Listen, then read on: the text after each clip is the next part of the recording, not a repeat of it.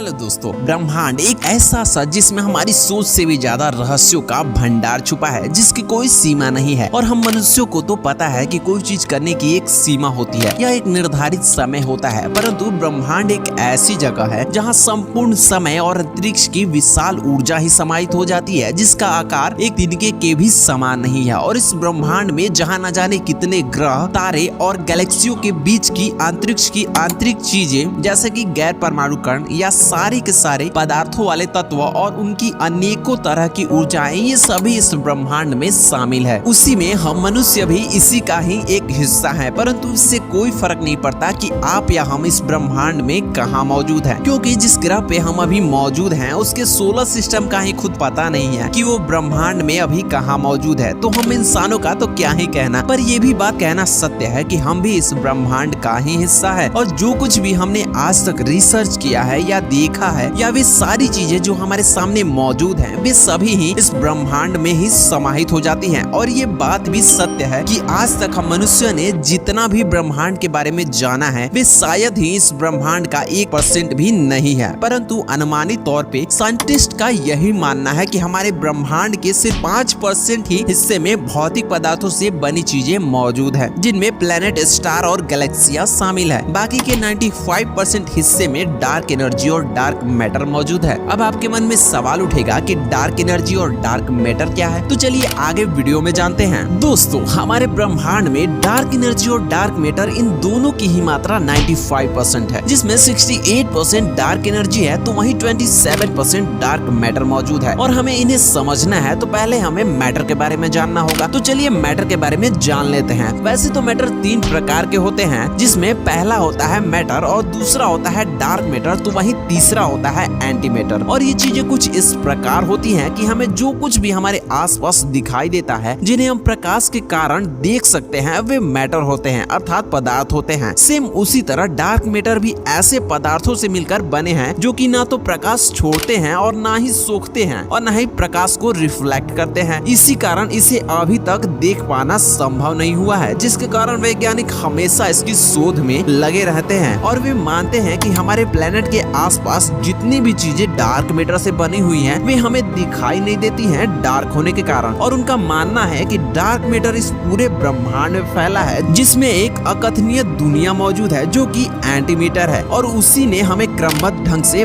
बांध रखा है, जिससे हमारी आकाश गंगाएं या तारे एक गति से एक दूसरे में बंधे हुए हैं। वैसे कितने आश्चर्य की बात है ना कि हम रात में जिस काले आसमान को देखते हैं, वे असल में डार्क एनर्जी और डार्क मैटर से बनी हुई है, जो कि पूरे ब्रह्मांड में फैली हुई है। खैर, ये जो भी हो, पर ब्रह्मांड की उत्पत्ति कैसे हुई, इसका आज तक कोई सटीक प्रमाण नहीं मिला है जो ये प्रमाणित कर सके कि इस ब्रह्मांड का निर्माण कैसे हुआ। परंतु वैज्ञानिक अपने शोध के आधार पर अपनी अपनी थ्योरीज देते हैं, जिनमें मुख्य तौर पे बिग बैंग की थ्योरी सामने आती है। इस थ्योरी के अनुसार ब्रह्मांड की शुरुआत लगभग 13.7 बिलियन ईयर्स पहले बिग बैंग के साथ हुई थी। यानी हमारे ब्रह्मांड की उम्र करीबन 13.7 बिलियन ईयर्स हो सकती है। और इसी बिग बैंग की थ्योरी के अनुसार लगभग 13.7 बिलियन ईयर्स पहले एक सूक्ष्म बिंदु में महाविस्फोट हुआ, जिसको हम बिग बैंग के नाम से जानते हैं। और इस महाविस्फोट से उस सूक्ष्म बिंदु के टुकड़े टुकड़े होकर इस पूरे ब्रह्मांड में बिखरने लगे, और इसी से ब्रह्मांड में ग्रह, तारे और ब्रह्मांड अस्तित्व में आया, जहाँ आकाश गंगाएं, ग्रह, नक्षत्र, उल्कापिंड और ब्लैक होल के साथ ही विशाल तारों का निर्माण हुआ। परंतु बिग बैंग के थ्योरी के अनुसार आज भी हमारा ब्रह्मांड हर एक सेकंड फैलता जा रहा है, और कहां तक इसका लास्ट पॉइंट है कहा नहीं जा सकता। साइंटिस्ट यही मानते हैं कि डार्क एनर्जी और डार्क मैटर का रहस्य अगर हम सुलझा ले तो इस पूरे ब्रह्मांड की शुरुआत और एंड का पता लगाया जा सकता है, क्योंकि पूरे ब्रह्मांड में 95% डार्क मैटर और डार्क एनर्जी मौजूद है। इसीलिए डार्क एनर्जी और डार्क मैटर इस समय साइंटिस्ट के लिए सबसे बड़ा विषय बना है, जिसे वे दिन रात सॉल्व करने में लगे हुए हैं, क्योंकि यही एक ऐसी पहलू है जो कि पूरे यूनिवर्स की थ्योरी को सॉल्व कर देगी। क्योंकि डार्क एनर्जी हमारे आसपास हर जगह मौजूद है, परंतु ये हमें दिखाई नहीं देती है, और हम इसे ना तो माप सकते हैं और ना ही इसकी जांच कर सकते हैं, परंतु इसका असर हमें महसूस जरूर होता है। है जो कि हर जगह मौजूद है। वैसे हमारा यूनिवर्स एक्सपेंड कर रहा है, इसका पता एडविन हबल ने 1920 के दशक में ही पता कर लिया था और ये भी कहा था कि हमारे संपूर्ण यूनिवर्स में एक अकथनीय शक्ति मौजूद है जो कि डार्क एनर्जी के रूप में है और उसकी एनर्जी लगातार बढ़ती चली जा रही है, इसीलिए ब्रह्मांड एक्सपेंड हो रहा है। और उसी डार्क मैटर और डार्क एनर्जी की ग्रेविटी के कारण आकाश गंगाओं में मौजूद करोड़ों तारे एक ही गैलेक्सी में बंधे रहते हैं, जिससे वे इधर उधर नहीं बिखरते हैं। और आज के समय में दूर की आकाश गंगाओं के अवलोकन से पता चलता है कि हमारे यूनिवर्स की सभी आकाश गंगाएं औसतन हर दूसरी आकाश गंगा से दूर जा रही है, यानी आकाश गंगाओं के बीच की दूरियां समय के साथ साथ बढ़ती चली जा रही है। इसका मतलब ये है कि आकाश गंगाएं अतीत में एक दूसरे से जुड़ी हुई थी, इसीलिए यहाँ बिग बैंग की थ्योरी सही मानी जाती है। वैसे 19 बिलियन करोड़ आकाश गंगाओं में से एक हमारी आकाश गंगा है जिसका नाम मिल्की वे गैलेक्सी है। अब हम उसमें कहाँ मौजूद हैं, आप हमें कमेंट में जरूर बताइएगा। तब तक के लिए टाटा बाय बाय, मिलते हैं अगले वीडियो में।